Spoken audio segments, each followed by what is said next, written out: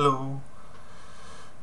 So I finished my personal practices and I sat down to start making videos. This was about an hour ago. I've lost all of my good music. I tried Pandora, but there are commercials, and every single song that I skipped ahead to was horrible, even though it's my station.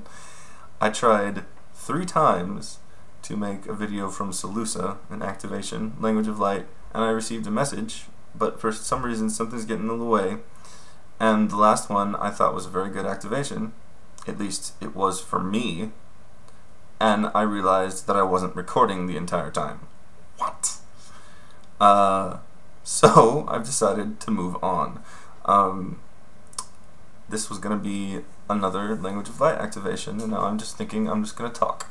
I've gotten a lot of questions about the third eye. What is the third eye? I have no freaking clue. It's this center of, it's a chakra. A chakra is a lens. It's a lens of perception. Okay? People are constantly wanting to activate the third eye, wake up the third eye, clear the third eye, see through the third eye. I can't see through my third eye. You know, that's not an ability that I possess. I'm not clairvoyant. Yeah, clairvoyant. I can't do that. I mean, I can see things. Like if I close my eyes, yeah, everybody sees like random images and stuff. It's just hypnagogic imagery. What is hypnagogic imagery, though, but a possible, you know, unfocused running of the film of the third eye? And what do you see when you look through the third eye? I don't know. Some people see crazy colors and patterns, like you know, like a psychedelic cartoon from the 70s or something, you know, and I've heard a lot of people say that. Other people can see, and I know gurus or you know, enlightened people or people who have blasted open the third eye can see in all directions. Okay, that's awesome. I'd love to be able to do that. I'm still working on it. You know, there are 1,000 techniques you can do to see the third eye, to see through the third eye, and to have that sort of perception. In my traditions, they don't talk about the third eye so much as the sky eye, at least in one of the traditions I'm a part of, and that, to me, is more a crown chakra thing. It's like way up here, you know, and I do have more of that perception. And you don't see anything, you perceive, you feel through this other lens, the sky eye. And when I do intuitive consultations for people and things like that, it's more that. It's this high thing up here, and I can feel the presence around me or whatever. It's not focused here, which is much more tight and visual oriented. This is not a visually oriented lens. What else? If you're looking for help for something to do with your third eye, to activate it, clear it out, etc., I can help to activate it, you know, through the stuff that I do. I don't particularly focus on it because I don't think it's necessarily worth it. You know, I mean, to be able to see through it is basically a bonus. It's a city. You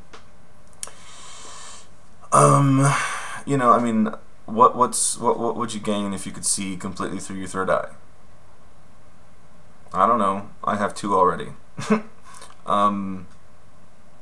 might be an amazing experience. It might be life-changing for some people. It's not for others.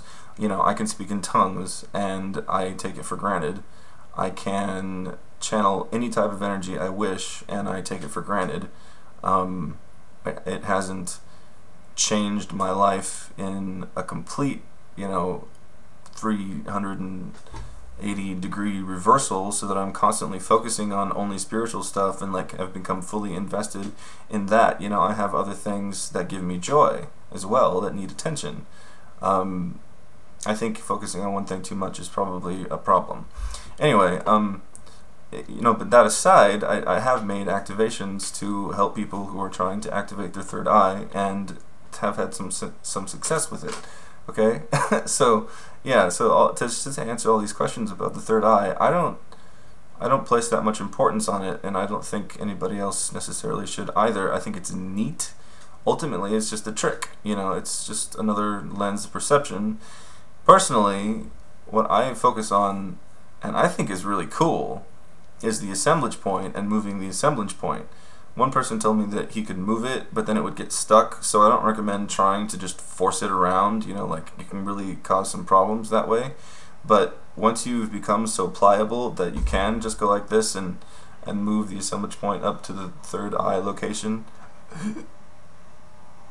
you get the perception of what that lens is all about. It's this, like, Krishna consciousness, one is all type of feeling, and you just get this ecstatic emotion that, like, surges through you that's just beautiful, you know? So that's a really nifty thing for me, and is actually motivating. So, you know, I'm sort of I'm backtracking a little bit. Yes, if you can develop a siddhi, like seeing through the third eye, you know, which I would consider a siddhi. I don't consider it a sign of enlightenment or anything. Or being able to move the assemblage point, or even a siddhi like being able to manifest smells into the air. It can wake you up to the reality that lies behind our everyday perceived reality. So I'm not knocking, you know, seeing through your third eye or anything. I'm just saying it's not the end-all be-all of awakening. It can lead to a certain type of awakening or revelation. It's like every time I take my assemblage point and move it to the tip of my right ear lobe, you know, which I can do, it's really jarring, you know, and it kind of wakes you up, and you're going, oh, yeah, everything that we perceive is just how we perceive it. That's not a good way of saying it. Everything that we perceive comes from a certain locus of perception. The assemblage point is very important as per that locus of perception, in my opinion. Yeah, I guess I'll just stop talking. Anyway, that's it. I hope that clears some things up. I probably just gave you more questions.